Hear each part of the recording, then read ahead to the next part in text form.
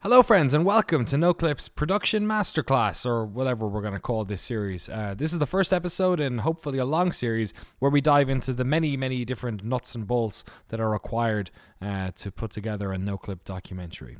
Doing this sort of work involves lots and lots of sort of disparate disciplines, everything from filming to lighting to editing, audio production, even down to just creating thumbnails for the videos. There's lots and lots of different things that coalesce to make one of our productions.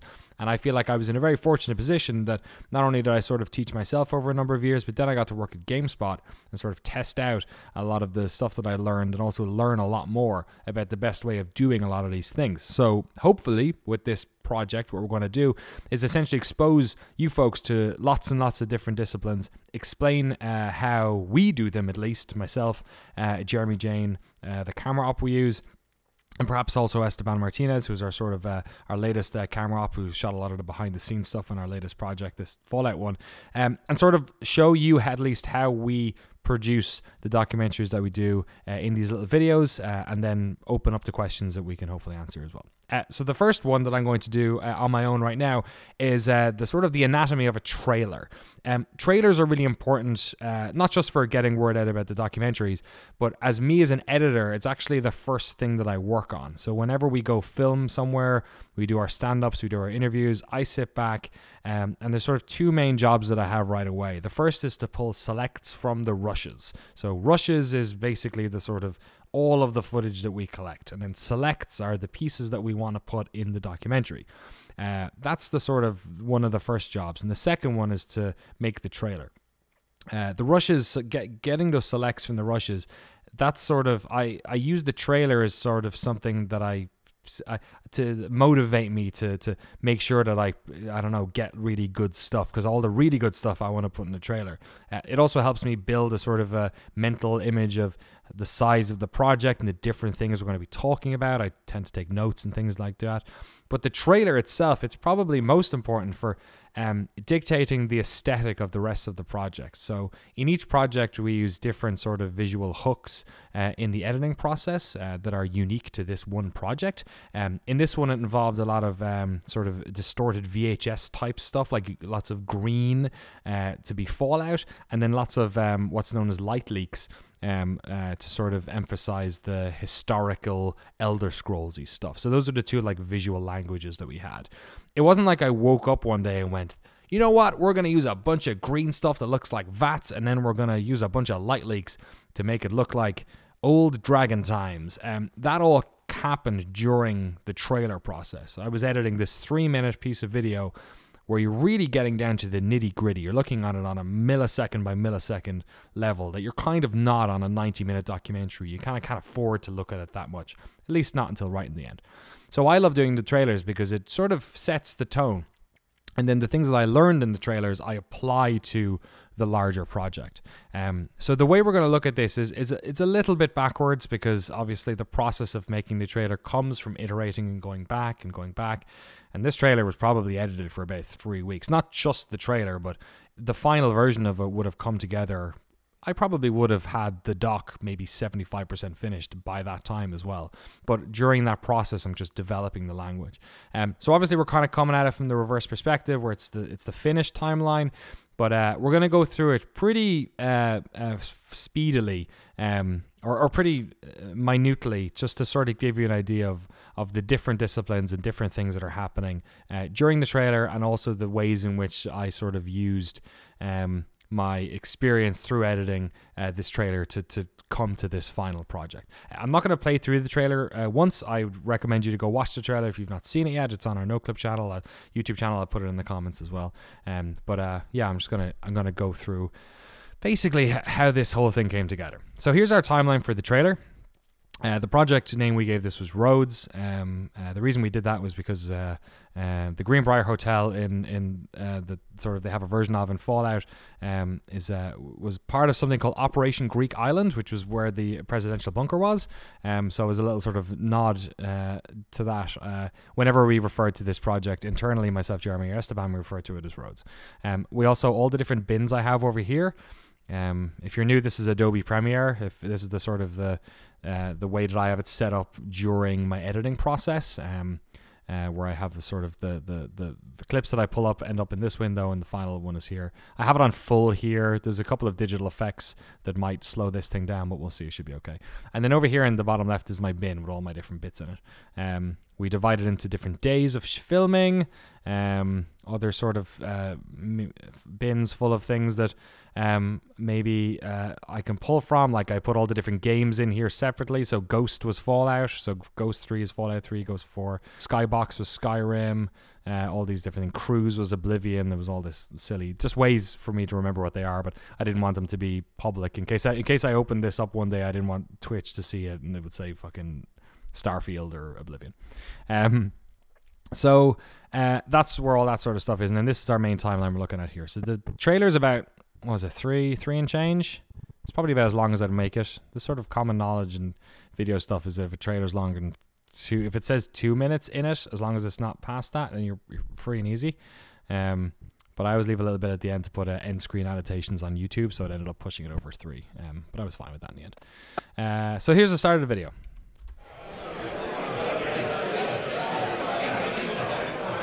Good, all right, you're streaming live. You may notice we have some cameras here and some guests from the Real Housewives of Rockville. Is that what it is? Okay, so that is the first 15 seconds of the trailer. And essentially what that's attempting to do is to establish the project that we're working on and to build some sort of anticipation for what it is, because we know that people are going to see the headline of the trailer on YouTube already, so they're kind of going to know it's Bethesda Fallout, but they're not going to analyze the title that long. They're going to go into the video. Having Todd be the sort of focal point of this was really important because he's actually not in this trailer all that much. And also sort of showing the behind the scenes nature of it was really, really important. So that's why we had this whole thing where it's like, okay, we just, you're pushing in slowly into the story. Okay, we're in some business park, whatever, it doesn't really matter. There's a bunch of people getting ready for a meeting and they're all chatting to each other. There's 2 different types of audio here. This obviously wasn't the same audio or the same angles. These are all recorded before this bit with Todd because we only had 1 camera op that day. So what I did was I overlapped the sound of this, or this is just general sound of people talking. If we just play that on its own. The project. Always have autosave every 5 minutes or something when you're working on these things. Even if you're not really working on it anymore. So this is that's just some sounds that we have of the audience. And then what I have is a different clip here with Todd talking. We're good, all right, we're streaming live. You may notice we have some cameras here and some guests. And I think he probably rambled a bit here, which is why what I've done here is I've chopped up his lines so that it's a little bit faster, because he probably said something blah blah blah in between that. Actually, we can probably just find out if I do this. If I pull this thing back. Yeah, okay, so he said so that would have taken out the wind out of it. Also, I don't necessarily believe in just using volume controls here. These 2 things here is because what I've done is up in the top left here, my effects panel, you can see that the volume is at 0 decibels. I have a separate audio post-process happening on this, I think, but it's at 0, and then I'm basically pulling it down to minus whatever, infinity here manually. I don't necessarily think that's the best way of doing it. I just end up doing it that way a lot of the times. You can just as easily do an audio transition, just do an audio effect and do like a, what is it, like a gain, like a constant gain, and you just drop that on there and it'll effectively do the same thing. It'll just pull it in. I'm not sure if the constant gain, actually maybe not the constant gain, maybe a different one of those. But yeah, that was just a way of cleaning up that a little bit. And if you combine it all together, it creates the feeling that everyone's in the room, and then when Todd speaks, everyone is quiet. We're good, all right, you're streaming live.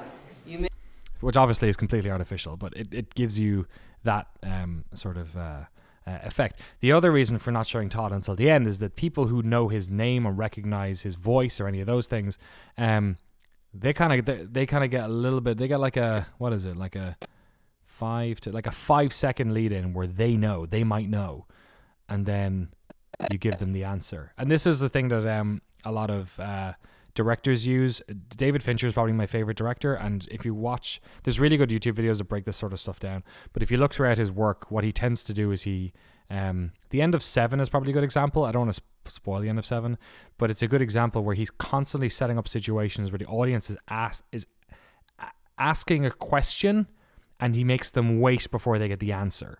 And the idea is it's just a normal, engaging way to create video, is to have people wondering and then something, and then they get it out. Because otherwise, if people know what's happening all the time, they just zone out.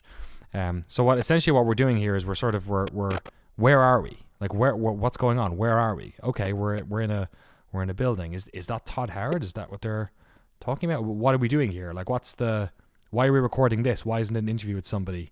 Oh, it's a behind the scenes thing. And he's also telling the people. So it's like you're answering and questioning and answering lots of questions at the same time in this first 15 seconds. From the Real Housewives of Rockville, is that what it is? It's also funny and lighthearted and fun. So that was the reason for that. This next section then is this is where the sort of the visual aesthetic of this whole project came together. Right here, I'm using a bunch of different effects on the standard Noclip animation, I guess. This is one of the bugs that we use. For some reason I can't search at the moment in here. I don't know what's doing. It's just I haven't built I don't know what's going on. The VHS, sorry, that's the VHS. The regular bug we use is this. It goes dut, dut, dut, dut, and then sits in there and then disappears.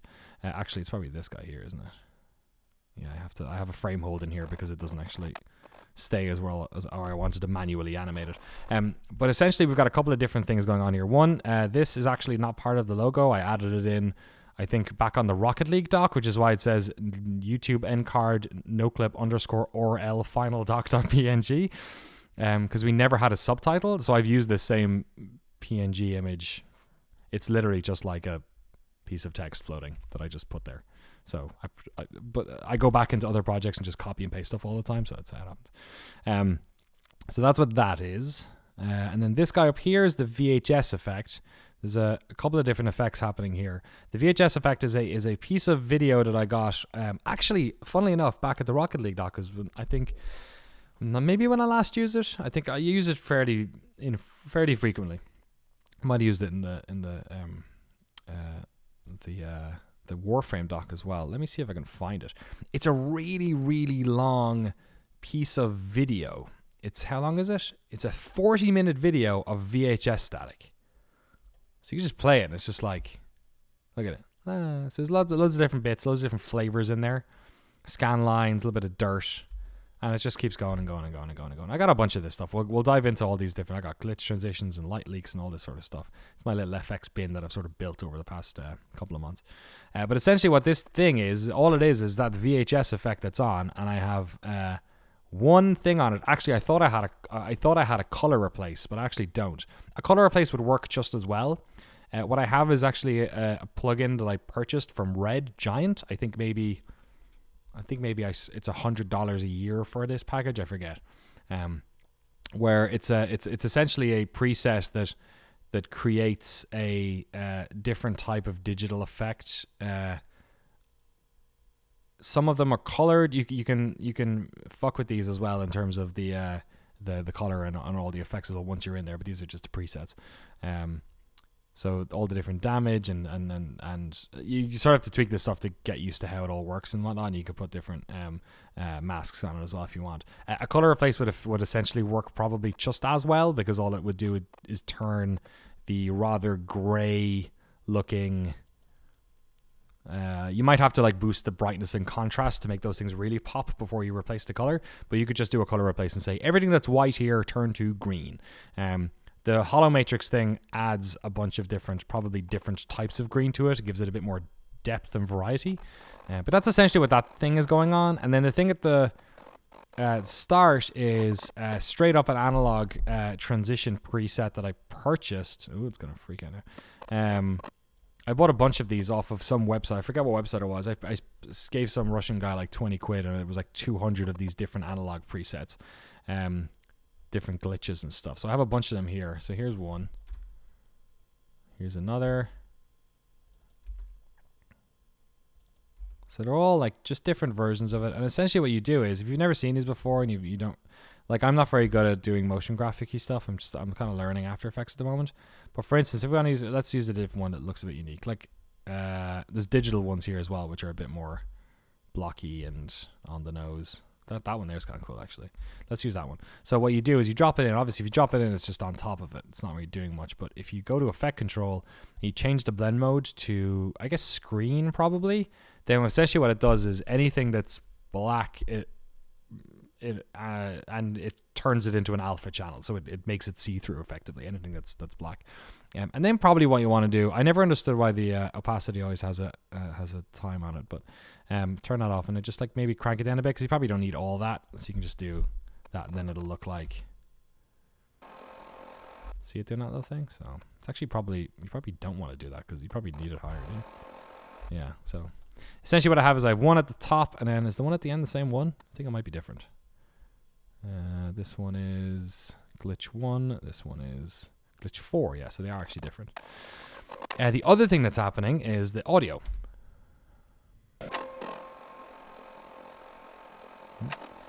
So that's just glitched out a bit there because it's trying to process it in full resolution, or full detail. So there's two things going on. One, there's a dong piano key getting hit, which is sort of, again, anticipatory. It's like, music's coming, here we go. And then the other thing that's happening is that I've pulled the audio of VATS, or of the Pip-Boy. Oh, that's not what that is. There we go, that's that. Oh, that's funny. The rest of the track is just audio from me playing Fallout 4. Cool.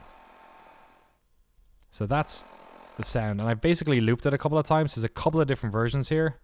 You know what? Actually, let's just get rid of that for a second, and we'll just keep the sound. So this is the normal sound without any. It's just the static. It's just actually, we'll just do that. You can just hear it. So all it is just like it's actually duplicating, but you can't even tell. Just that static sound that's in the Pip-Boy. And then whenever you turn the dial on the Pip-Boy so you go right trigger or left trigger to go into the next section, it makes a kind of a like the radio is kind of kicking in and listening to itself again. That. So every time I did it for the trailer, but literally every time we do a transition that does that type of thing, I put that sound in, because you need it. If otherwise it doesn't feel like a real transition. It feels like a visual effect that was put on screen. It doesn't actually feel like somebody's taking out one video reel and sticking in another, which is kind of the effect that you're trying to go for. You really need to sell this sort of stuff, basically. So that's effectively what's happening here, is that you have the in and the out on this one are using that same sound. So it goes, punches in, sits there, static, punches out, and then we're into the next section. Told you this video is going to be exhaustive. We're only 15 seconds into it. This stuff is probably a little bit faster. We're essentially just establishing where we are. We're enjoying the sort of nostalgia of what's about to happen. We're introducing both Skyrim and Fallout imagery, so people know it's not just about one or the other. The music is Fallout-y, but it's not overly digital in the way that a lot of Inonzor's music is. You could sort of think that maybe this is actually a track from Elder Scrolls, if you can't remember. So essentially it's just a bunch of B-roll, vanity shots. Mr. Handy. This is the lobby of Bethesda. And it ends on that. So in this situation, you're kind of at the whim of the music. Like, when I decide to do a trailer with the music from the game, the big plus is that, great, we're going to, all that nostalgic feeling that you get from the games, I'm getting it for free. I'm putting it on the timeline. I'm just getting it for free. It's awesome. The difference is that you're sort of at the behest of that music. You can't really change it too much, because if you do, it doesn't sound like what they think it's going to sound like. It's really, really one of the worst things you can do in any editing is to think somebody's going to see A and then make them see X. Unless that's what you're attempting to do, like in horror or something like that. But especially not for a trailer, you want people to feel like they're in the flow of the video as well. So I knew that I had these like 4 bars of music until we get to the dump. So it just sounds, it kind of, at this stage, the music is kind of guiding my vision, where I'm just like, all right, I'm gonna go one video. And there is a tendency, you'll get this a lot, the more you edit, the more confident you'll get at this, but there is a tendency when you have like 4 bars like this, to just do 4 videos. So you can be like, 1, video 2, 3, and then 4. Obviously, I've broken up that flow a little bit because what I've done here is I've put in 2, and I've used the sound of the strings to sort of lead into that second image. So we've got 2, 3, 4. It sort of settles in that way. The idea for that is you don't want it too obvious sometimes. You want to be playful. I feel like if it was just like 1, 2, 3, 4, it's like by the time 4 came, I'm a little bit bored. But there's this little flurry here, and it's also probably the most interesting piece of footage because this Mr. Handy is amazing. And it's like warm. It's like there's something beautiful and warm about that string. Violins are always like very like, well, not always, but like they can be and are often used, especially in games actually, to be very like nostalgic, warm sort of feeling. And there's something beautiful about it. Okay, we have this, and we're just gonna, and then we're gonna closer doom, and then add again. So that was that. That was kind of how that all fell together. Then this section, this probably did not come together until like 2 days before the video was done. The text, and I'm still not very happy with it, but the text and stuff for this was very, very difficult. Less so for Fallout, but more for the Elder Scrolls stuff.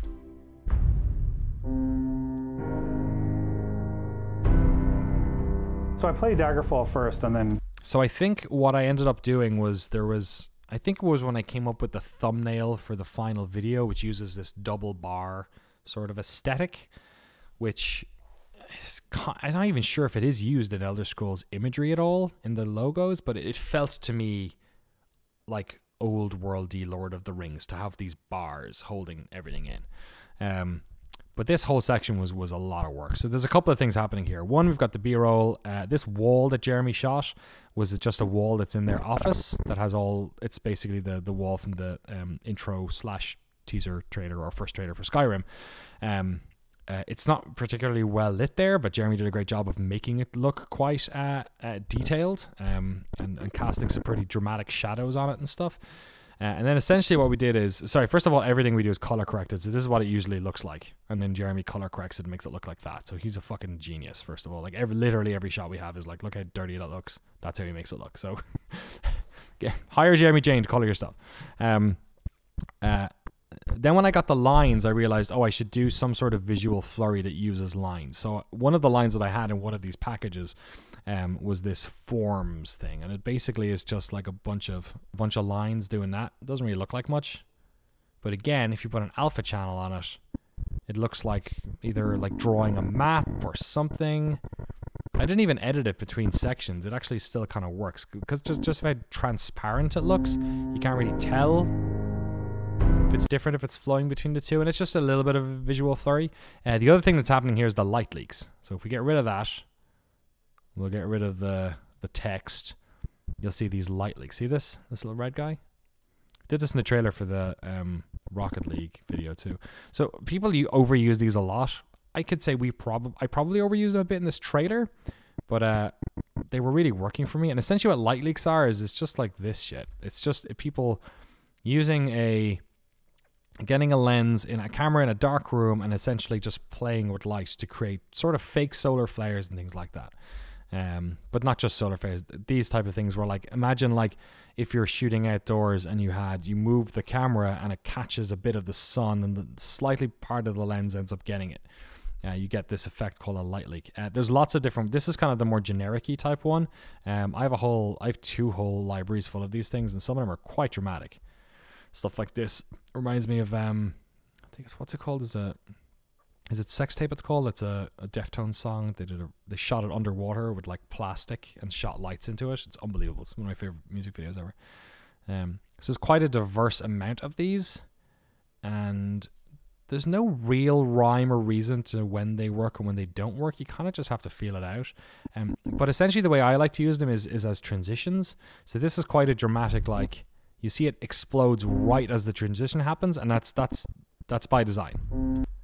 That it's supposed, I moved this around. So if I had it over here, it doesn't work as well for me. Actually, it worked all right, but it doesn't have that same, like, it feels like a transition with that little bit of a burst there.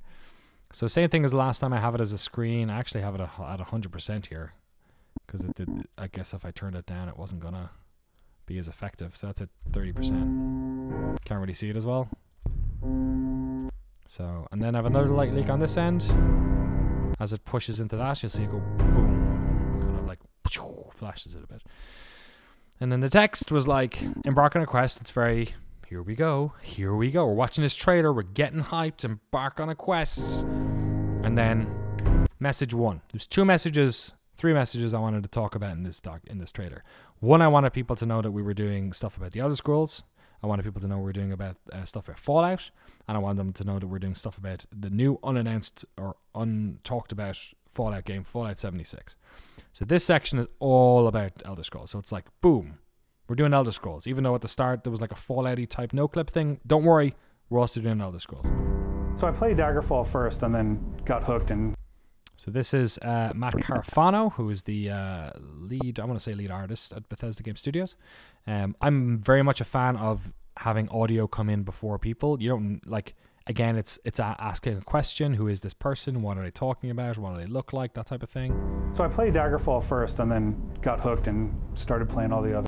The Daggerfall footage I'm not super happy about. I pushed in on it because it looked a bit dorky if I did it standard. It just didn't have the same effect. Got hooked and started playing all. It just didn't look too great.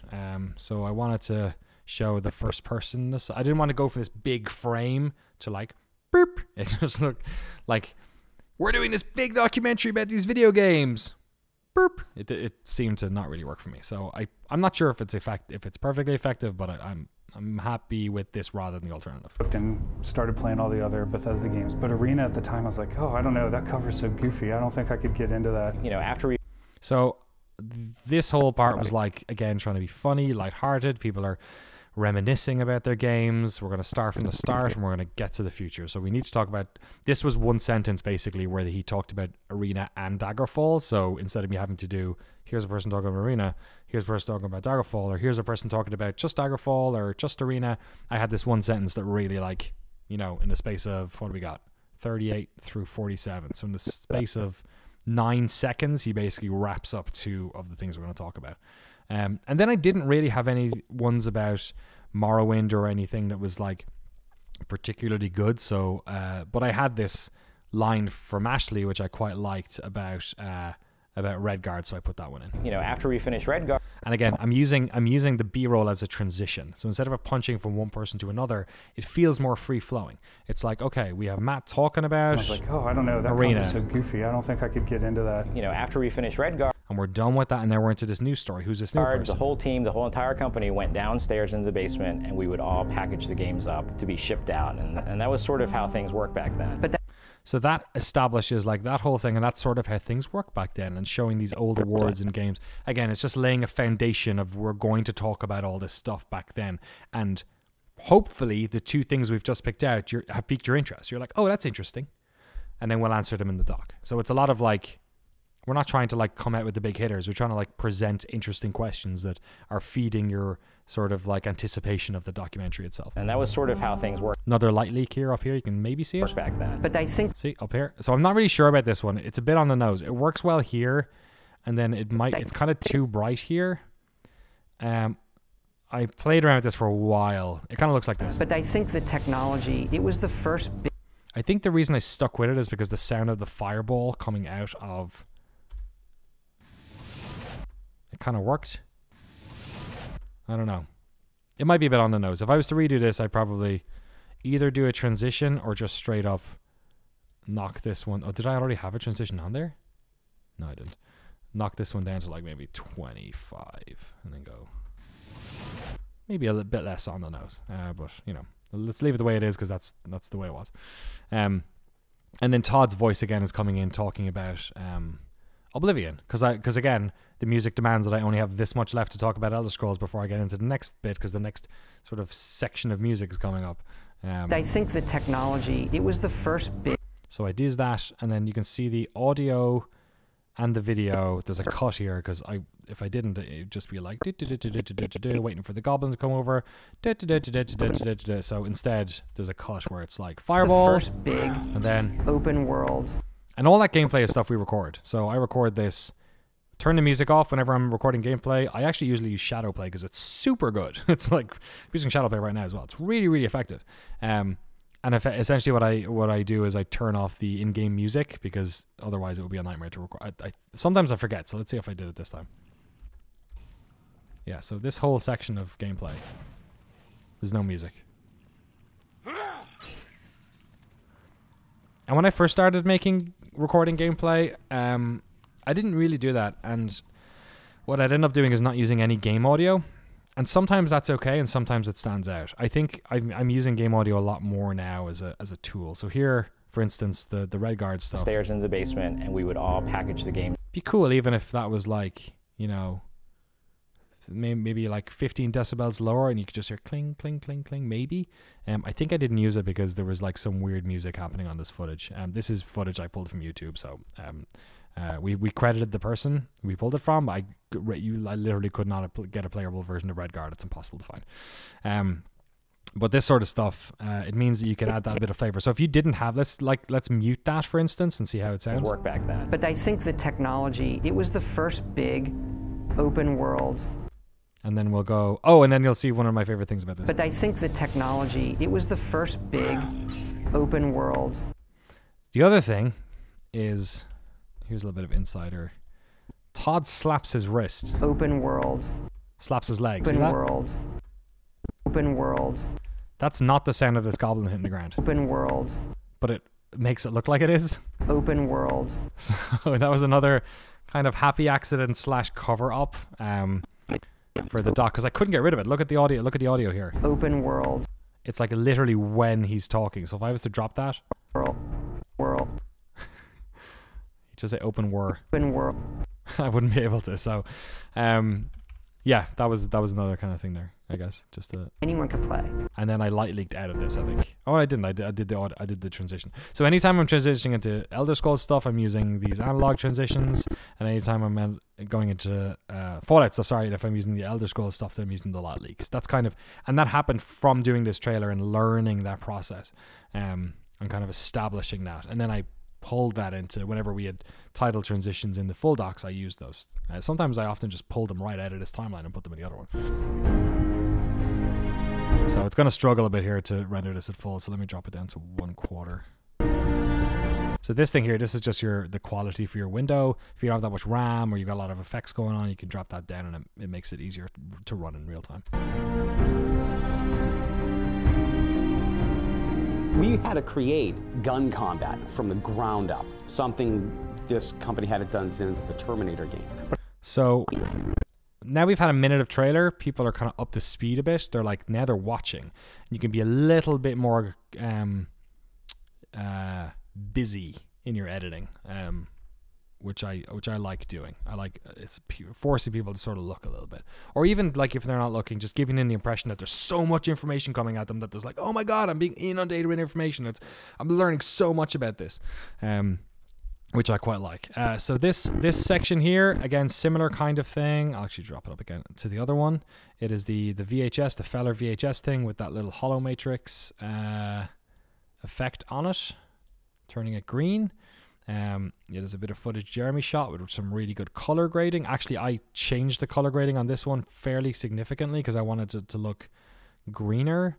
So the RGB curves that I used made stuff look way greener, and that was because I wanted all the Fallout stuff to look super green. So anything we shot in this external area, I did some I did some significant tweaking of the grade.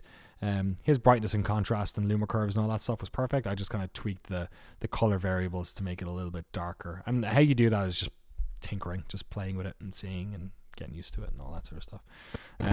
Same thing with the transitions here, and transitions here. And then the text here, they've added in this new essential graphics panel, which this is the first time I'd ever used it. It used to be you'd create text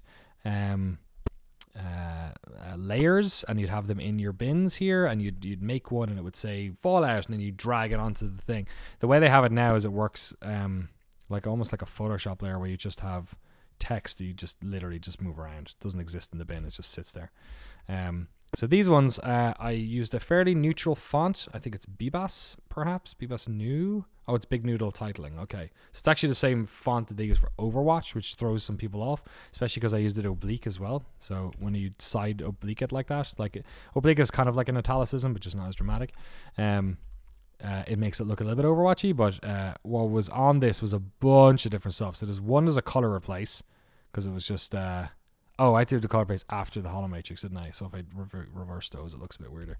But there's a hollow matrix thing on it. First I turned it green, and then I put the hollow matrix effect on it and messed with it quite a bit to give it that sort of staticky, like the lines, the like scan lines, and also the so the background static is a separate layer. This thing is just, it's glowing, and it's like pulsating and flickering. See it? And that's that effect that's going on there. I do not know how to do that effect without doing the it that way. This is weird. The hollow matrix on this one doesn't look very green. Weird. And then on this one, I also have, see that layer around his head? It's sort of like a weird Vatsy thing. You can kind of see it there. If I delete here, up above the Vault Boy's head. Again, it's just like a little visual flourish that builds around his head. I use it one more time. And then after this, it's straight into Emil Pagliarello talking about...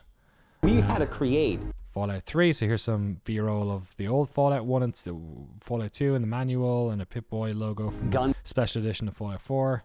We had to create gun combat from so now it's like they were establishing it's Fallout 3. This is the exit of the vault of Fallout 3. Again, this was done in-game. I just used a controller. Controllers are really good for doing pan shots. You can't do it on a mouse and keyboard, but if you have a controller plugged in when you're playing these games, if they support them, or you can mod them, so they do. I'm not sure if I modded 3. It was one of the games I had to mod to make it work properly. I think it was Oblivion.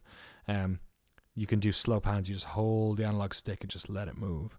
And then also use cheats like Noclip cheat, for instance, or floating cheats, and get rid of the menus. So you'll notice there's no menu on this gameplay. It's because I used a cheat. Like it's on the console, you type in TM and it drops the menus out and it gives you like a cleaner version of it. Makes it look like it's smoother. So if all our B-roll had menus on it, you'd be like, but we pulled them out quite a lot. This company had it done since the Terminator game. So he said Terminator game comes up, and then Matt's talking. But I didn't want to tell him, yeah, I'm actually taking pictures of this so I can blow it up in a video game, which is exactly what I was about to do. Next person. We have a lot of takes of Ron Perlman giving us War Never Changes in many, many ways. Next person. We had Skyrim working on Xbox One, like before we had Fallout 4. Like it was like, let's just put it on there and try it. Next person. The first thing is for us is figure out where the hell is this game set. And it wasn't Boston originally.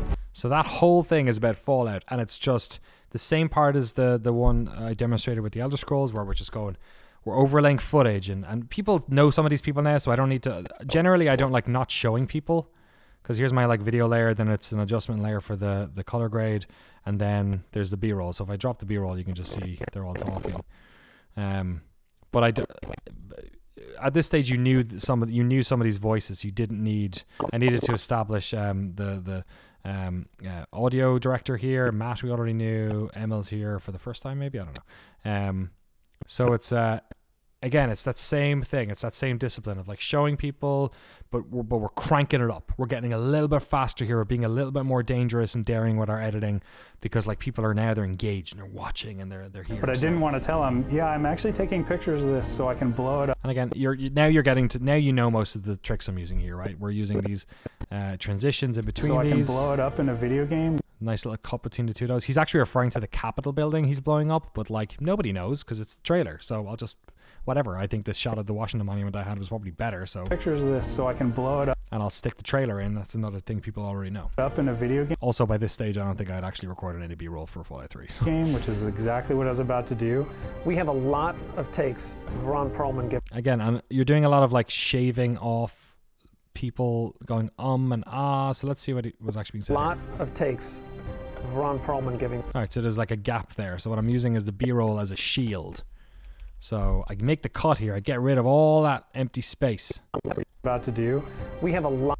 And also there's another thing that's happening here that I do quite a lot now, which is I overlap the audio of one with the other. So this is the audio from this.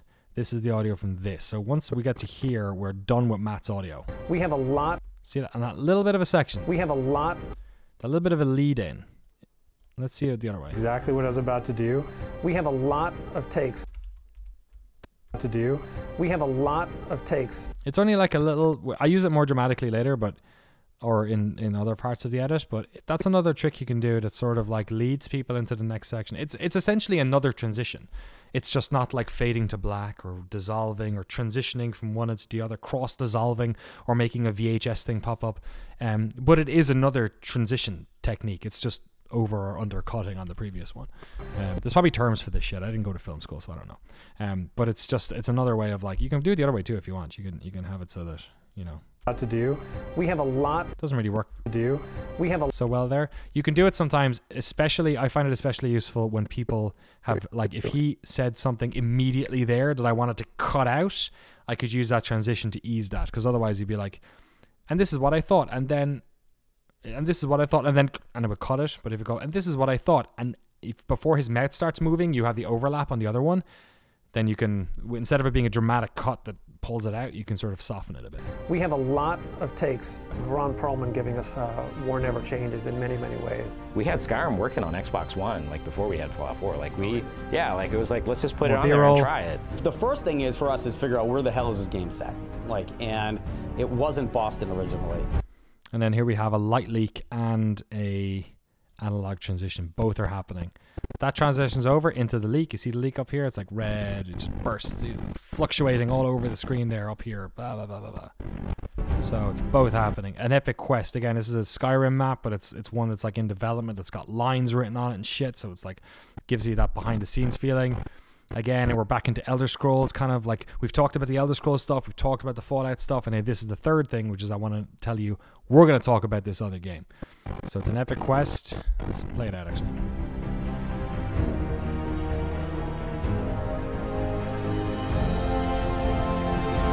This was a bit challenging because I kind of only needed 3 beats.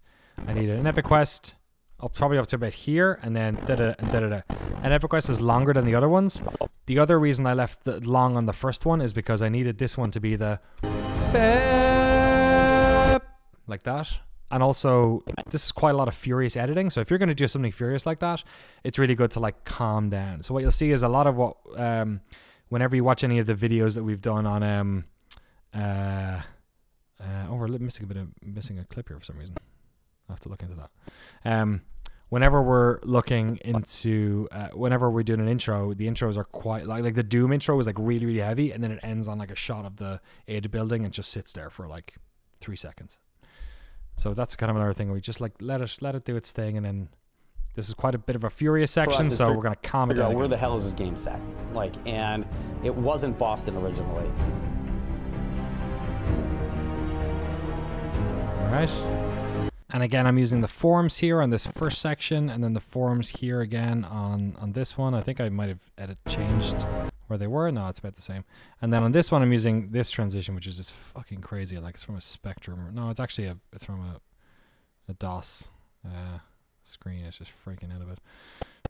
And so I've got that going on in the background there with like a screen. And then again, I'm using the forms here. I'm using these like little line things, the forms between those. And then on this, I'm using this crazy like DOS, like, look at it, Crash Dave's BD Snake. It's, I don't know, some C drive nonsense, and it's like corrupting and stuff. And I'm just using that here, but with a bit of a, I think it's like 20% opaque. So, and again, it's like you're hoping they can read that fast, right?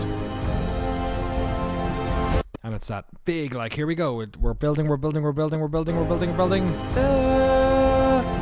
Black. Don't be afraid of black. And then bring it back up again. Just let it sit there. If you drop to black, dipping to black is one of the most, like, powerful things you can do. Crashing to black is even better. And then we're back in. And this is like super fast editing at this stage. We're like, okay, you can see in the first section, we got nice and slow, taking our time. This section, we're like, oh, we're getting a bit of pace. This section is when the wagon comes off the wheels. The wheels come off the wagon while they're there. And we're using the same tricks as before. Light leaks, good color grading on the stuff. We're using the bug, and the text is just sitting there, and a lot of B-roll. This is just like, this is all the stuff you're going to see throughout the project. I don't know why this menu here isn't here. It's essentially what that is this menu, which is it's an effect. It's a plugin. Actually, there's a version of it later on. It's a plugin or an effect that I again bought off some guy in like the Czech Republic for like 20 quid. It was an After Effects slide for Fallout, and what I did was I replaced the sounds with the actual sounds of the recorded slide thing that happens in the menu for Fallout 3, and I used that in the Fallout 76 doc as like, these are the different monsters. In an After Effects file, I basically just replaced the default pictures they had with pictures of the monsters and did that. And what I had on the final version is obviously not this like media offline. I don't know why I tried to reconnect it and it was freaking out. I think it's because it's an AVI file, so whatever. But it was just one of those pictures. The text wasn't ideal, I think. Documentary and history, but it kind of worked. I played around with that for a while, but this is what this section kind of looks like. It's just like it's all the tricks, but just faster and going with the music. So here it is. Especially the boom boom is my favorite part. Just that little doo doo. Like it's such an interesting 2 shots to play with.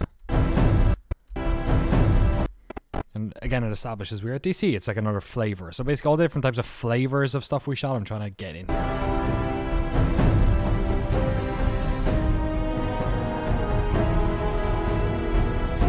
A little bit of movement on that text as well. See that? A little bit of movement. It's going backwards, forwards, just to give it a bit of something. Sometimes you have static text, even if it's just like moving a little bit, it gives it a little bit more something. I don't know why.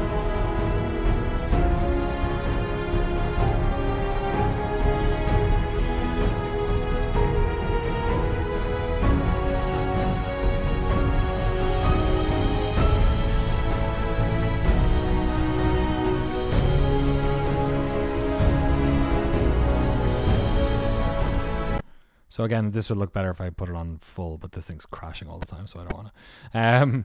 So basically, you can see the camber we're doing. It's like hold, hold, and then on the last one, we're just like, no, we're still going. So it's like it's increasing in speed even that little bit.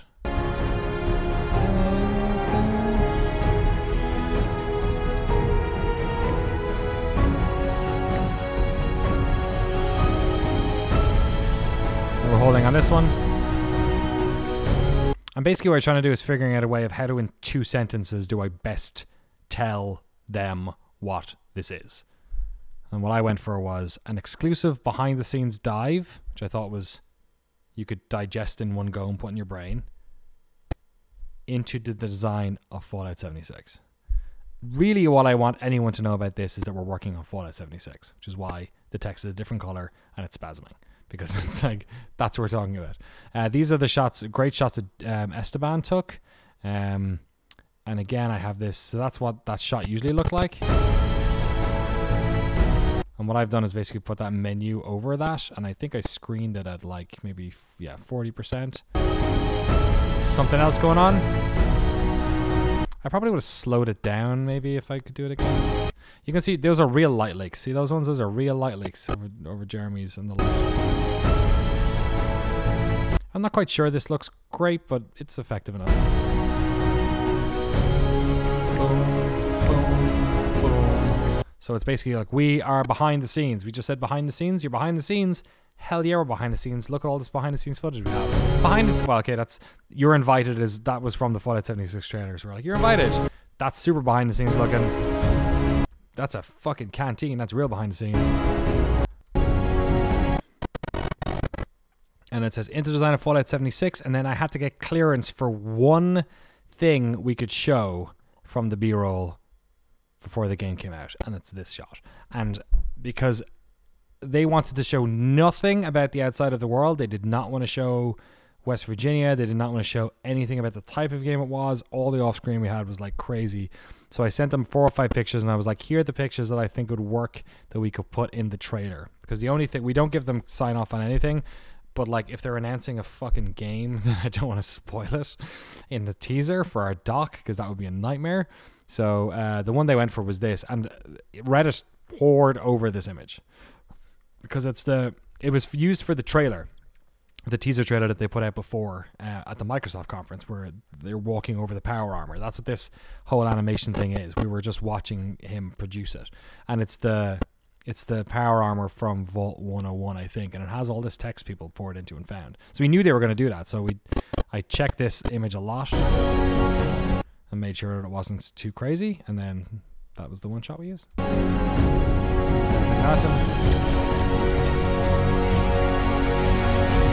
Because up until now, we've basically not used like gameplay from these games. So the last thing I want you to feel like is like nostalgia for all those games. So we're going to go for like a weird Daggerfall thing. I love this Game of the Year thing because Cliffy B is presenting it to them. Daggerfall, and then definitely the start of Morrowind, because we haven't shown any Morrowind yet, and that's going to pull on heartstrings. Then Megaton and Fallout 3, practically everyone. If there's one other thing people know about Fallout 3, except for the first Vault that they've all done, it's Megaton. And then this I like because the shotgun blast goes with the animation, goes with the music. And then we're softing it. We're back to the start. So there's an arc. Even the trailer has an arc. So we're back to the lobby. You know the lobby? The lobby's where you had all those little fond memories of being introduced to the trailer. And we're going to try and pull on that heartstring with the guitar, with the violin strings again. So the first time we showed was Mr. Handy, but I felt like the one icon we had in this whole place was our Brotherhood of Steel armor here. So that's why it ends that. And again, it's using the black, letting the empty space happen, so that if you can dip to black, then when images come back up, those images feel more vibrant. They feel bigger than if you just had images all the time. Remind people that there could be nothing there.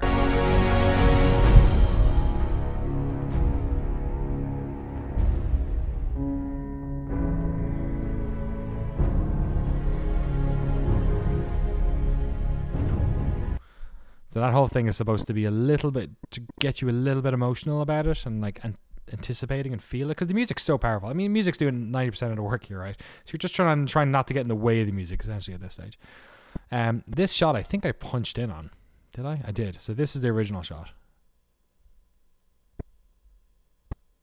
But it doesn't have the same feeling.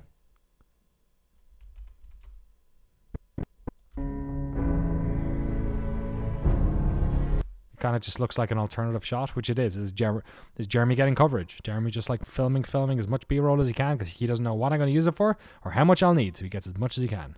So it just looks like a coverage shot.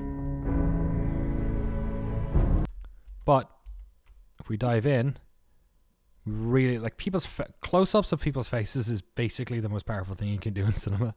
So, and it works with this sort of stuff too. It works if you're familiar with that image of that Brotherhood of Steel, the reveal of Fallout 3.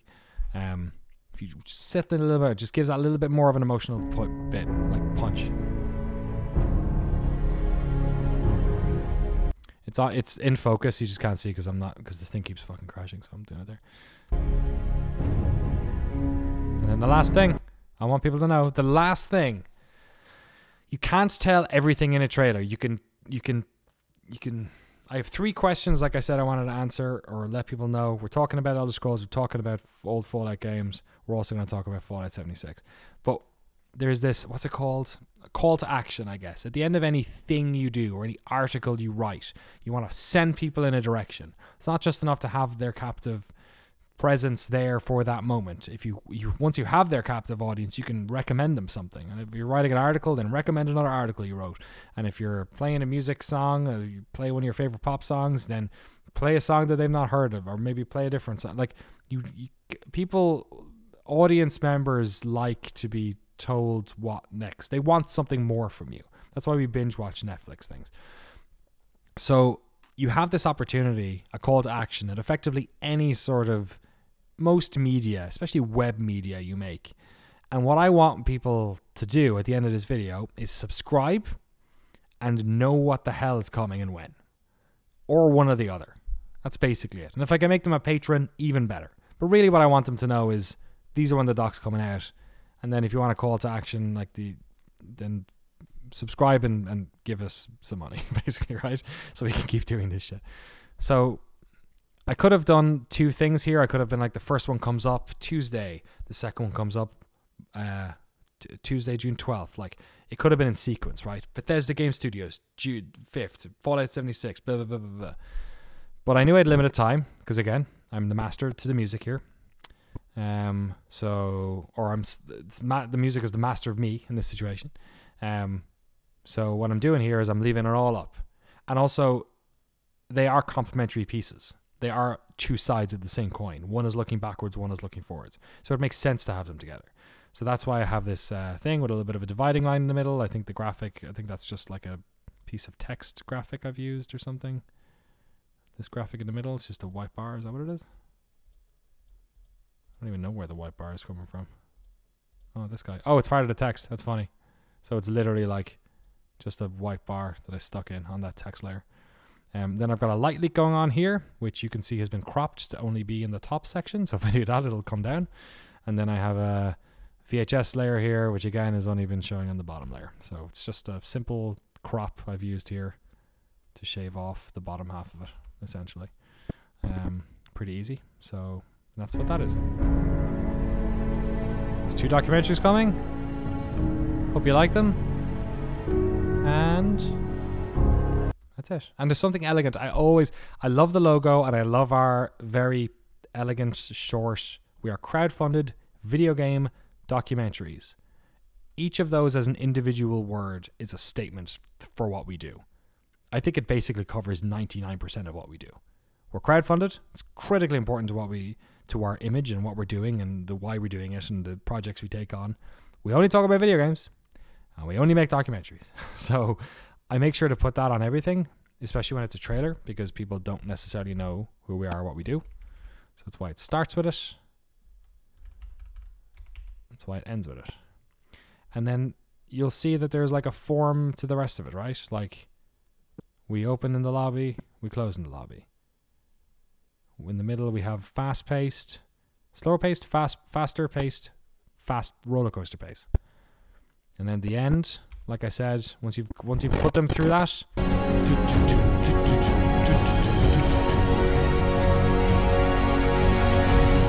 slow it down a little bit, just a little bit, and then slow it down a lot here. Stay there. And then, like a snail, nothing happens. Room to breathe. Captive audience looking at the logo. And hey, call to action. Support our work if you want. Stick it on the end. We do not put Patreon calls to action or subscriber things anywhere near the rest of the stuff. I'm sure we'd get more people if we did, but the idea is that it is secondary. What's most important is the stuff we're making. By the way, if you're still watching by the end of this trailer, and then keep it up there for a little bit, and then we're out. We're done. And then on the YouTube version of this, it'll come up. Subscribe, and here's another video you can watch, and yada yada yada. Put those end screen annotations in. And that's the trailer. Music fades out on its own. I think I was going to drop it down here, but it ended up not doing so because it faded out on its own. And then once I get to here, it stops. That's where the video ends. You can render it. And that's essentially it. That's the sort of anatomy of that trailer. If you have any questions of stuff that I breezed over or things that I wasn't thinking about at all, please put them in the comments on the Patreon page. I hope you've enjoyed this. I hope it was instructive. This computer crashed 4 times doing this because I'm recording audio, webcam, and my screen. So hopefully it all works when I export it. But that's been the anatomy of a Noclip trailer, I guess. Thank you so much for supporting our work. This series is another bonus we're doing because of all the wonderful support we've had over the past couple of years. I hope you enjoyed it. If you have any suggestions for stuff you'd like for us to cover in the future, let us know. But we've also got a bunch of more ideas, and we'll be spitting these out a lot over the next 6 months throughout the rest of 2018. Thanks so much. Have any questions? Put them in the comments below. And yeah, sit back and watch the trailer maybe on YouTube now, and you can see it all, where it all came from and how it all came together.